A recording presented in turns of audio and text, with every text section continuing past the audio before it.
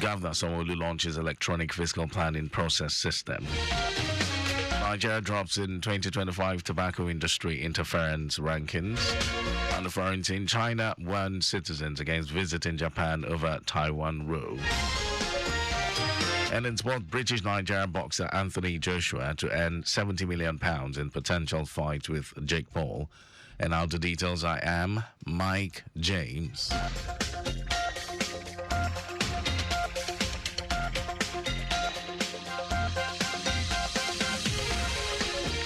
Lagos State Governor Babajide Sanwo-Olu has launched the Electronic Fiscal Planning Process System, EPPPS. The EPPPS is a digital one-stop multi-agency platform for processing fiscal planning applications designed to streamline approval, enhance compliance, and promote sustainable urban development. Speaking at the event in Victoria Island, Governor Sanwo-Olu said the development is expected to revolutionize the planning approval process with the EPPPS to ensure a seamless and efficient process for stakeholders in the build sector. Governor Sanwo-Olu, who expressed his administration's commitment to fostering a well-planned and organized Lagos, ensuring a balance between development and environmental sustainability, maintained that EPPPS would reduce human interference and corruption in processing land administration documents. He had these to say. This system is designed to make planning processes faster, to be more transparent, and for it to be more accountable. It will help reduce the delays, it will minimize human interference, and it will support us becoming real professionals. It will reduce corruption. It will provide accurate data for urban management. It will help with drainages, with infrastructure, roads, and planning. It will help with environmental monitoring. It will ensure every development meets our master plan, and it will help also keep safety standards. Earlier, the special advisor to the governor on EGIS and urban planning, Olajide Babatunde, emphasized that with EPPPS, residents can submit applications, track progress in real time, and receive approvals for their building, all from the comfort of their home or office. This is the future of Lagos. This is where we want to be, because it's apart from the fact that it blocks loopholes. You are some of the government revenues that have been missing on a daily basis just simply because of human intervention. We're trying to block it. It also reduces your processing time, and above all, it also curbs corruption.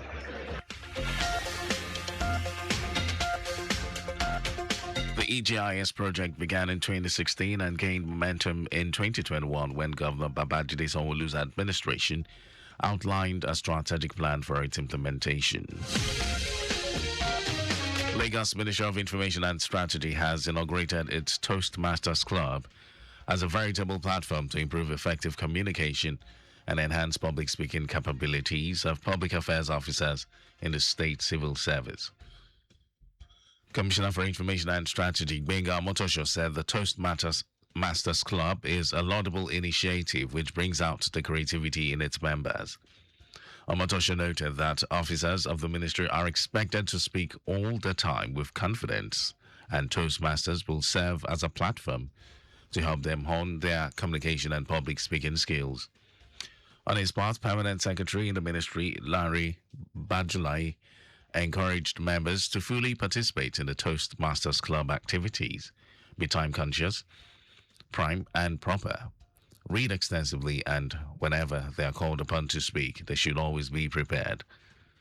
The Charter President and Director, Strategy Center, Kayode Uyikomi, said the dedication of the new club holds great promise of a bright and impactful future.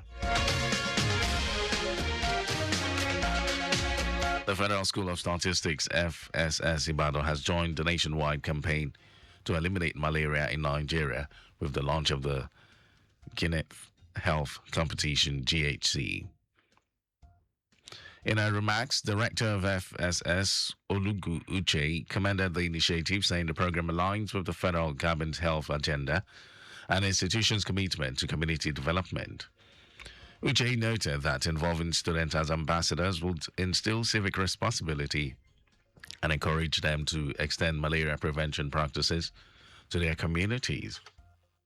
The initiator of the program, Cletus Ilubanafo, described the initiative as a movement aimed at saving lives and equipping young people with leadership and advocacy skills. He urged students to take responsibility for environmental cleanliness through weekly sanitation and awareness campaigns, noting that simple actions such as clearing drainage channels and covering water containers could significantly reduce malaria transmission. Earlier, President of the Students' Union Government, Emmanuel Olugbuyi, pledged the commitment of the student body, noting that most of the cases treated at the school's health center are malaria-related.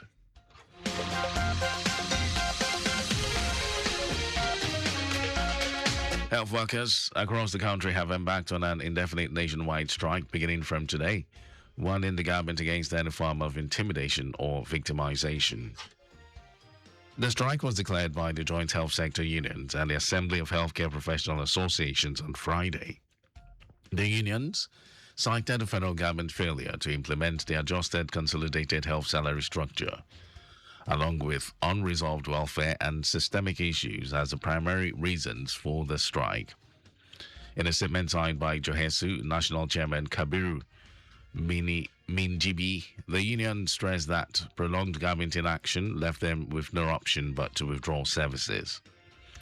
The strike comes amid an ongoing nationwide strike by the Nigerian Association of Resident Doctors, which has raised concerns about a potential collapse of services in federal teaching hospitals, specialist centers, and state-run health facilities.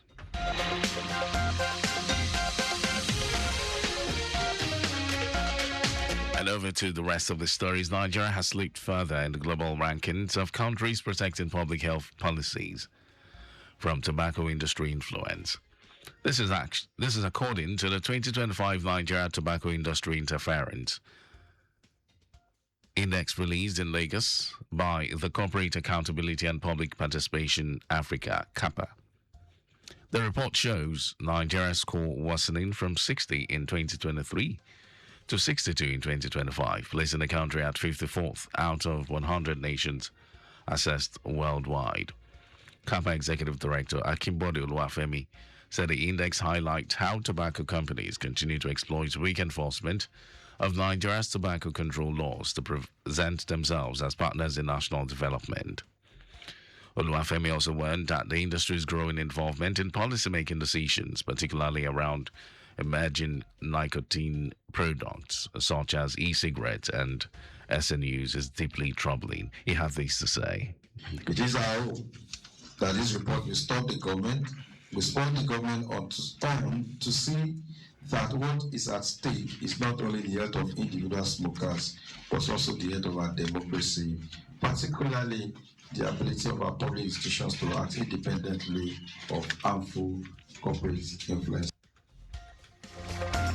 On her part, CAPA Assistant Executive Director Zikura Ibe called for urgent government action to strengthen policy independence and transparency, including banning industry-led CSR, enforcing disclosure of interactions, and restoring predictable tobacco taxation.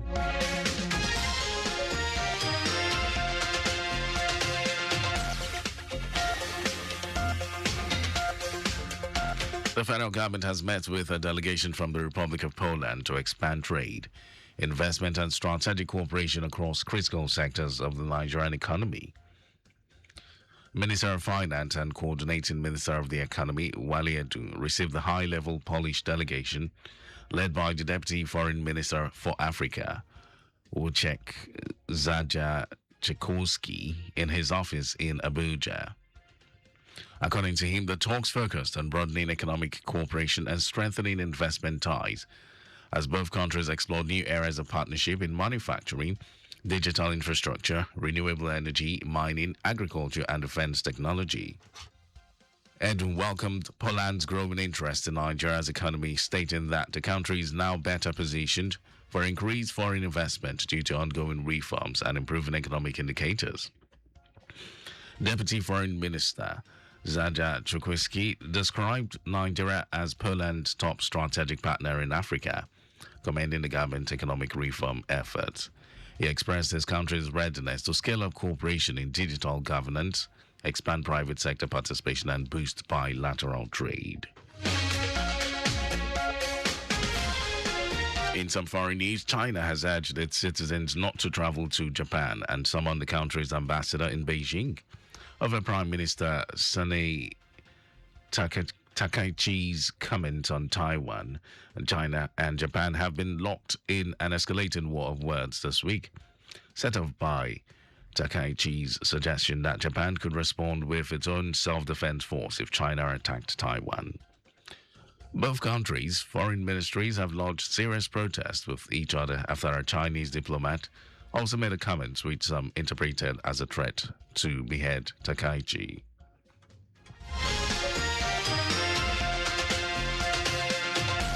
In sports news, Anthony Joshua is on course to secure a staggering £70 million from a highly anticipated clash with internet star turned boxer Jake Paul as advanced negotiations continue for a blockbuster bout expected to be held in Miami next month. Joshua's promoter, Eddie Hearn, said a colossal prize purse of roughly £140 million is on the table, with both Joshua and Paul projected to receive equal shares should the fight be finalized. He cautioned that the agreement is still being ironed out and the contest would mark the 36-year-old's return to the ring for the first time since his heavy defeat to Daniel Dubois over a year ago.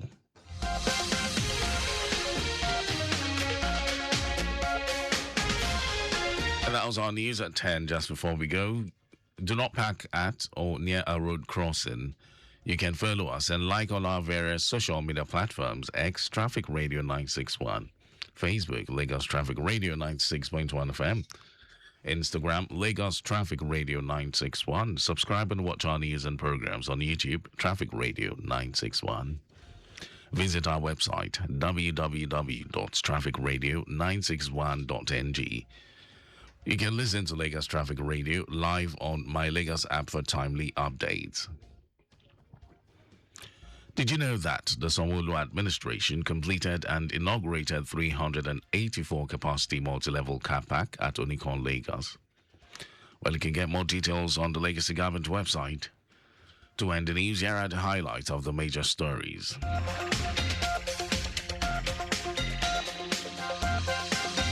Lagos State Governor Babajide Sanwo-Olu has launched the electronic fiscal planning process system. Nigeria has slipped further in the global rankings of countries protecting public health policies from tobacco industry influence. We also told you that China has urged its citizens not to travel to Japan and summoned the country's ambassador in Beijing over Prime Minister Sani Takaichi's comment on Taiwan. In sports, Anthony Joshua is on course to secure a staggering £70 million from a highly anticipated clash with internet star turned boxer Jake Paul as advanced negotiations continue for a blockbuster bout expected to be held in Miami next month. And for contacts with the newsroom, send a message to info@trafficradio961.ng. That ends the news broadcast compiled by Adewale Olukboroku. Thank you, Lagos, for listening. My name is Mike James. Beautiful morning to you.